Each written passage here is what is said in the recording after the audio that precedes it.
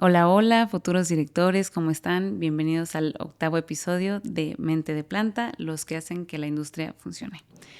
Hoy estamos en GPD, ya lo saben, en nuestra sede de Antea, en la sala VIP.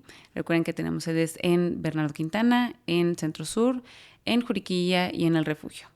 Y hoy tengo un invitado muy especial, muy particular, por el cual tendremos que cambiar a inglés para que podamos tener esta conversación, pero es un invitado de lujo totalmente. Así que now I'm going to switch to English to introduce to you to Robert Harris, Executive Chairman of Sino Manufacturing. Thank you, Robert. Hi there, Andrea. Thank you for inviting me today. No, thank you for coming. You are the executive chairman of this company, Sino Manufacturing, a British company, if I'm not mistaken. Well, we're British and Chinese. Yeah. British and Chinese. We have two owners, myself, 50% shareholding, and a gentleman called Li Xie, who's the other 50% shareholder, based in China. Awesome. Tell me, who is Robert Harris? Okay, Robert Harris. I'm 67 years old. I've never had a day where I haven't been working. I've been very fortunate. When I came out of university, I've always been working. I have really focused on the plastics industry. My father had his own injection moulding company in the UK. So in 1960, he set up an injection moulding company. So we've had plastics in the Harris family since 1960, right up until today. Wow. So yes, so we've had a lot to do with the injection moulding industry. Myself, I studied engineering at university. I've got a BA and a master's degree in design engineering. And quickly after university found a job in plastics for a company in the north of England called Glaston as a children's playground designer. Okay. So that was interesting. But every job that I've had has really been involved in design and also for plastic and metal components. Okay. Yeah. Okay. And, well, you're telling me that you and together with Li Xie founded this company in 2003. Correct. Right? That's right. Okay. What was the origin of this company? Well, I was working for my father, and he had a customer who was manufacturing welding torches. And one day, this customer rang up to tell my father, we're taking the business away. We're moving to China. So all of a sudden, we'd lost that customer.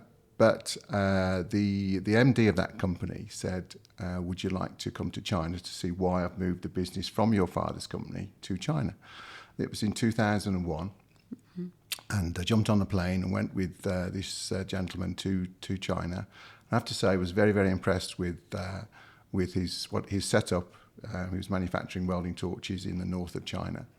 Okay. And I had to say I was impressed. I could understand why he'd moved the business from my father's company to China. Obviously, really driven by cost. Anyway, flying back, we decided to set up the first company, which was called Sino UK, based in the UK, and that's where we had the idea to set up the business. Okay. And now you have presence in different countries, right? Yes. At the beginning, it was really focusing on the UK. Okay. Lee was in China setting up the supply chain, and myself focusing on sales in the UK.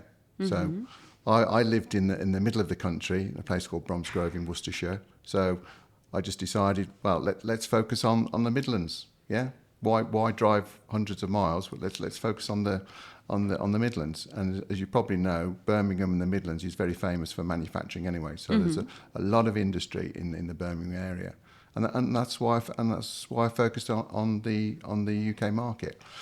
From there, we pushed out into Europe. We had some success in North America in a small way.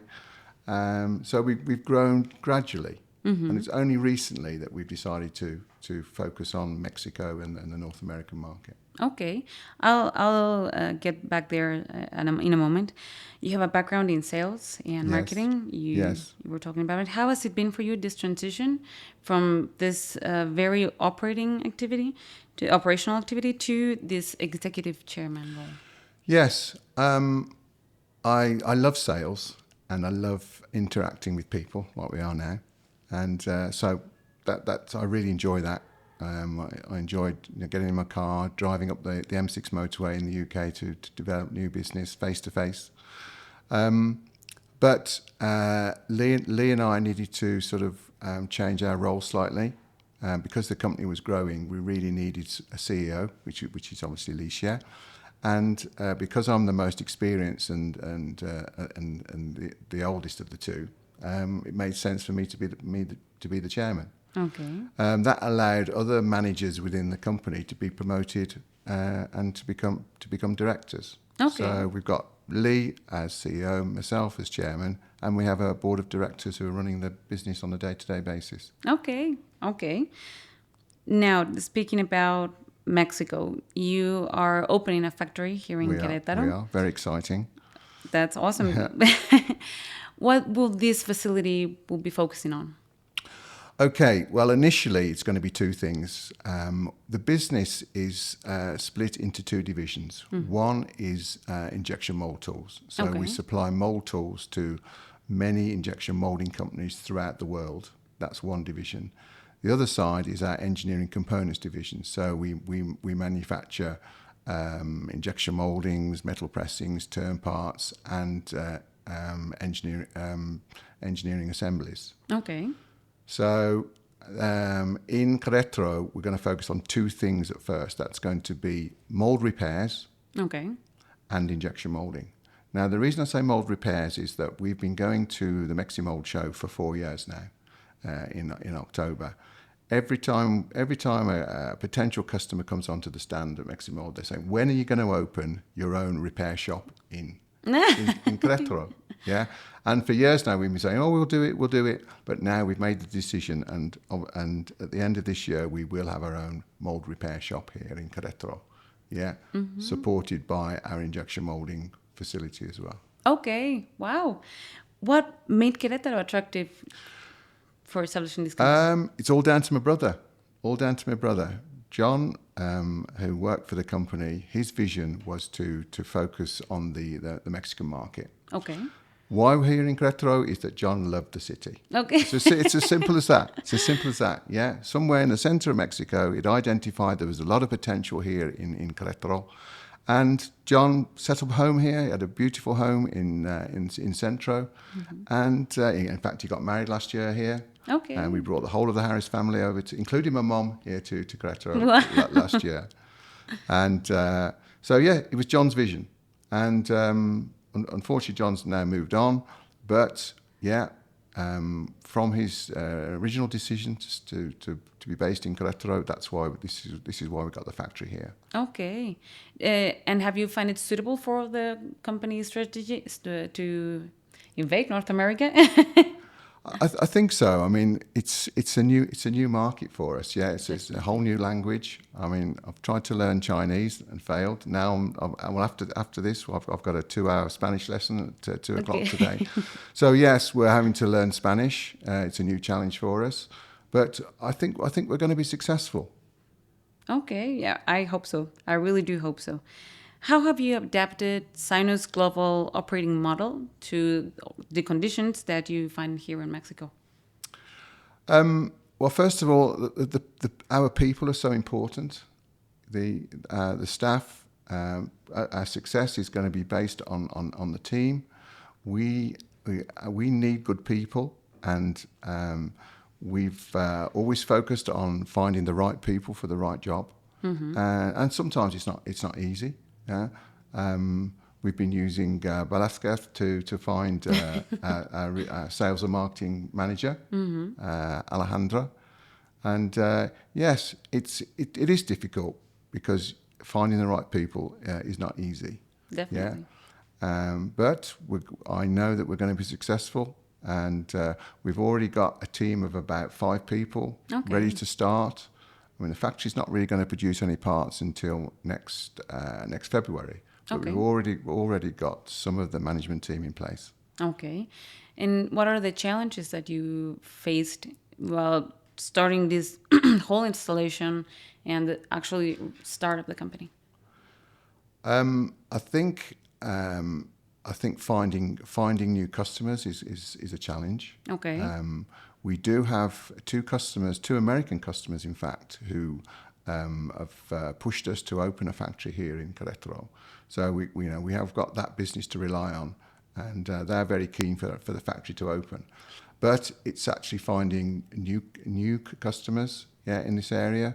We do have a business development manager who started with us last November, and he's out there finding new business. But it's not easy. There's a lot of competition out there. Yeah, Definitely. But if we're going to be successful, we've got to find new customers. Right away. Yeah. What expectations do you have in terms of production, operational capacity for the next 6 months? Okay, as I said, we're going to be focusing on two processes to start with. That's going to be mold repair and injection molding. Our two American customers we're focusing on first. To start with, we're going to have two injection molding machines up to 150-ton clamping force. Wow. That'll be enough capacity for our two existing customers. But as Ricardo, our business development manager, as he brings in new business, we will probably need maybe, 5 or 6 injection molding machines. Yeah? Okay.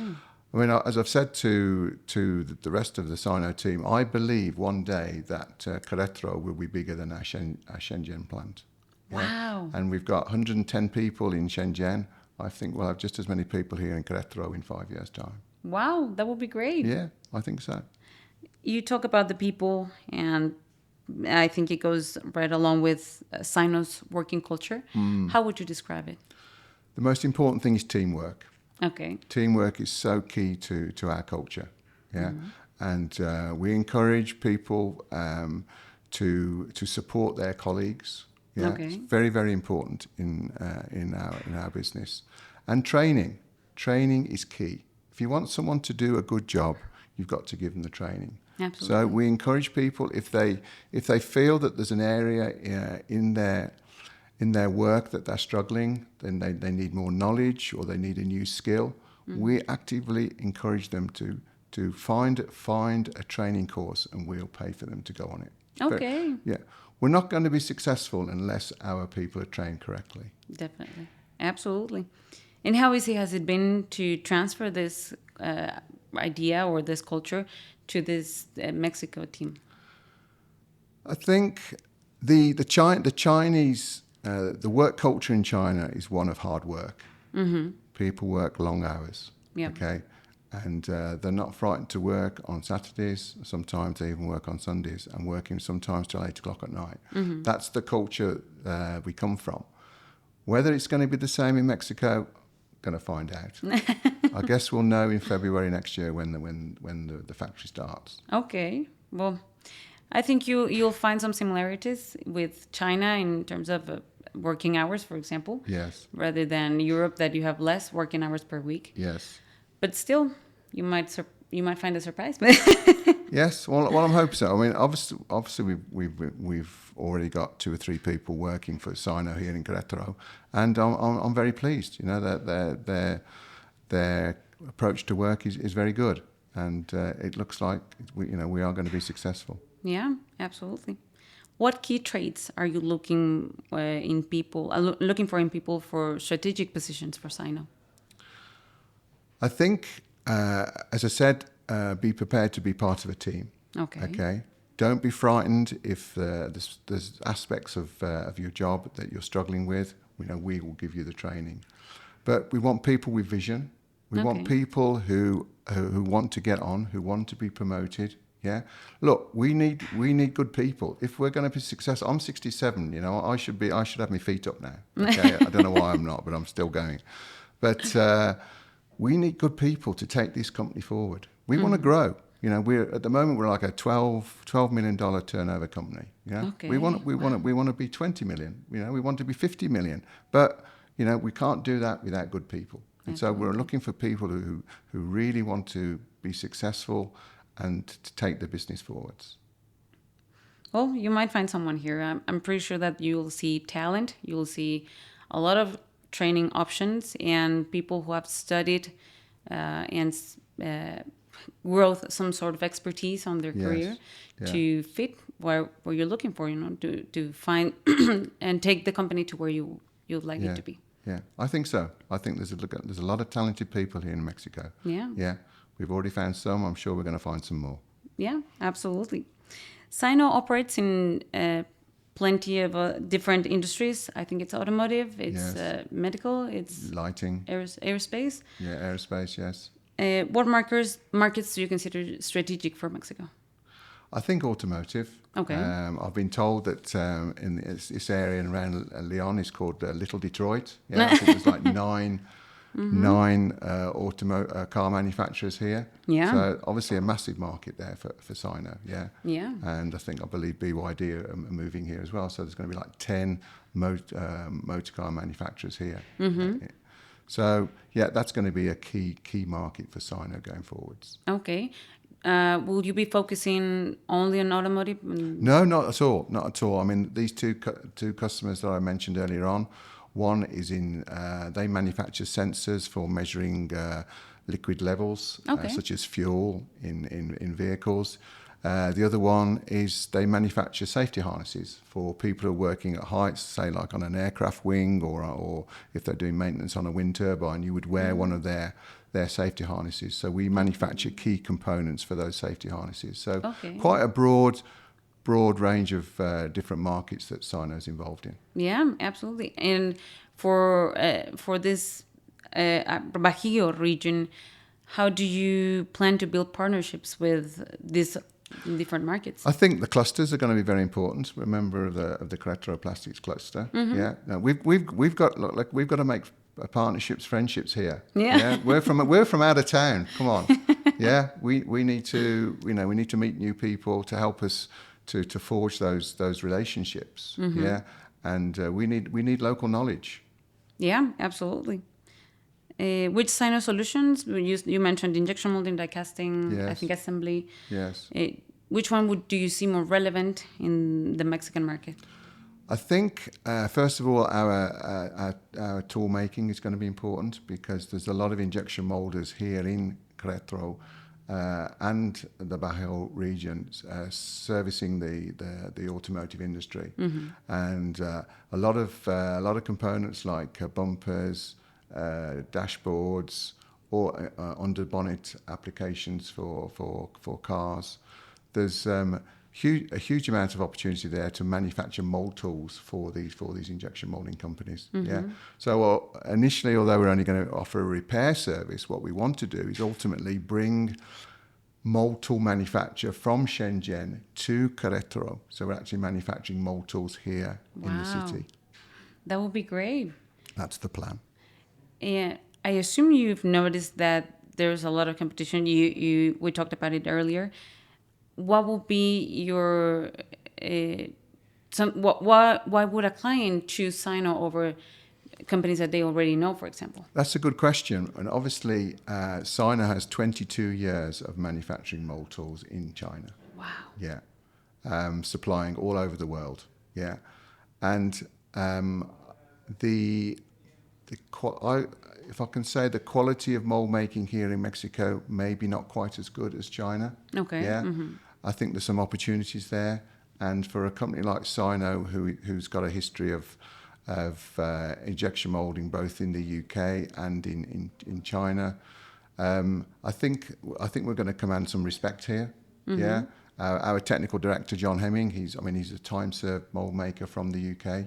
He's been in the industry 40 years. He brings a wealth of talent with him. Yeah, a wealth of knowledge. Yeah, and I think that the injection molders here in Mexico will respect that. Yeah, absolutely. And I think we've got something to say. And this is why we always show at the expo at Meximold. Yeah, because I think we've got a good message. Yeah. Yeah. And I think that we'll be successful. Yeah, I'm sure you will. If I'm not mistaken, the molds that you manufacture in China are not simple molds. It's a multi-cavity kind of mold. Yes, yeah. I mean, we focus on high cavitation, fast cycling molds. Yeah, Wow. Okay. very high tolerance molds. Okay. So we're supplying companies like Jabil and Nidec here in Mexico. Okay. Yeah. So yes, quite difficult, quite challenging absolutely. design. And your mold maintenance workshop will be dealing with those kind of Of molds, course, right? yeah. I mean, obviously, yeah. We're setting up the repair shop really to attract new business, to give local companies confidence to buy our mold tools, which are currently made in Shenzhen. Yeah. Okay. When they come over, if there are issues, warranty issues, or if they want to make a modification, we can do that here in the city. Okay. Okay, that's a really good proposition for a company. Yeah. Okay, perfect. What strategies will you implement to guarantee quality and continuous improvement? I think in China we've got ISO 9000, and also we've got the automotive standard TS 16949. We plan to have both of those quality standards here in Querétaro. I think it's going to take us about 12 months to get ISO 9001. The automotive standard is going to take longer because it's really difficult. It's hard work to get TS 16949, but it's important. If we're going to sell into the automotive market, we need that quality standard. Yeah, definitely. Okay. How do you expect Sino presence in Mexico to evolve in the next 3 to 5 years? As I said, I think it's going to grow. Yeah, I think there's tremendous opportunities here in Querétaro and Mexico as a whole, and also North America. I think we'll use this as a base to grow. I think we're going to start off with like 15 people next February. Yeah, okay. some managers and some on the shop floor. I think it's going to quickly grow. As I said, in Shenzhen we've got 110 people. Yeah, I think here in Querétaro it's going to grow, and in 5 years' time I think our factory will be as big, because there's a massive potential here in Mexico for us. I think so. I think so too, and especially being a company that can offer this very specific repair services. I think it would take a while for other companies to try to mimic what you're doing, right? Yes. I think it's a unique service. Yeah, having the mold manufacturer in Shenzhen, and then we've got this local support for repairs, modifications, and refurbishment. Yeah, I think it's a winning combination. I think I'm confident that we're going to grow. Yeah.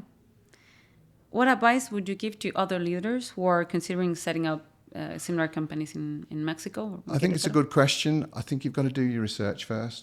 Yeah, you've really got to understand, is there a market here for your goods and services? Yeah, we've been coming to Querétaro now for 4 or 5 years, attending the Mexi Mold Show, and we spent time to try and understand, what the market wants, try and make some connections quickly.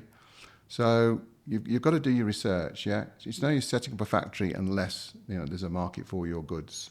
Yeah, Ricardo, our business development manager, he started last November, so it's already we're out there trying to find new business. So you've got to do your homework first before you launch a new factory here. Yeah, definitely. Did you thought about this new foreign trade policies from the States? Yes, that's affected us strangely enough in a positive way.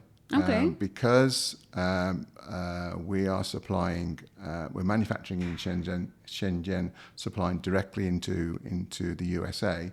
That's affected our customers. They're having to pay these higher tariffs. Okay. Yeah. So they're encouraging us to move manufacture from Shenzhen to Querétaro, to overcome those tariffs. Yeah. Okay. So it's been a positive thing for Sino. Yeah. Yeah. So we're lucky. So yeah, customers are pushing us to make parts here rather than in China. Okay. And for other companies who are thinking about moving in Mexico to Mexico from China, which is like the main issue with these new policies, do you think that they should start doing that research now, or they should wait for this administration to be over? I think you start now. Yeah, Okay. I think so. I think you've got to push. You've got to understand your market. We don't know what's going to happen, do we, in 2 or 3 years' time when the administration changes. But Mexico is an amazing place, and I think the potential is massive. Look at Querétaro. Look how it's growing over the last few years. Yeah, this place is booming. Yeah. Yeah. Look at all the new industrial parks that are springing up around the city. Yeah, definitely. This is the place to be. Yeah, this is the place to live. This is the place to work. I love that. I agree with that. As someone from Querétaro, I agree with that. What has been the most valuable lesson you've learned from this project, Querétaro, as a global executive? I think I love the people. Yeah, and I can see that we are going to find some great people here in Querétaro. Yeah, it's just finding them, and we're going to need your services in the future to help us to find talent. Yeah, whether we are going to find the same work ethic as we've got in China, that I can't really comment until we start the factory. Until we open in February. Okay. How would you describe this project in one word, and why? Potential. Wow. Yeah, potential. Massive potential, that's the word. I'm very, very excited, Andrea, about this project. Yeah, I'm looking forward to opening the factory in February. Well, I'll be happy to see more from you in this podcast and helping you out with talent. Thank you very much, Robert, for... Thank you for inviting me. No, thank you for coming. I've really enjoyed it. Me too. I think it was refreshing. I think it was something that to look forward to as Querétaro, as Mexico, to think about companies coming over, making sure that we are good business for them. I think it's something that gives us hope that things will get better over time. Next year, I think we will be hearing from Sino. Well, in Maximo, you'll be in Maximo. Yes, we'll be there, 22nd, 23rd of October. Yeah, I'll be there with my suit on, standing on. Standing there, yeah. Well, we'll pay beckoning you a people visit. onto the stand. Yeah, please come along. Yeah. Well, thank you, Robert, for being here, and I hope we can re-interview you once this startup begins next year. I'd love to be here again. Yes, thank you for inviting me. Thank you, Robert. Y muchas gracias a todos por quedarse hasta el final de este episodio. Les recuerdo que esto fue Mente de Planta. No se les olvide seguirnos en nuestras redes sociales, Mente de Planta Podcast, en YouTube, en Spotify y en Instagram. Nos vemos en el próximo episodio.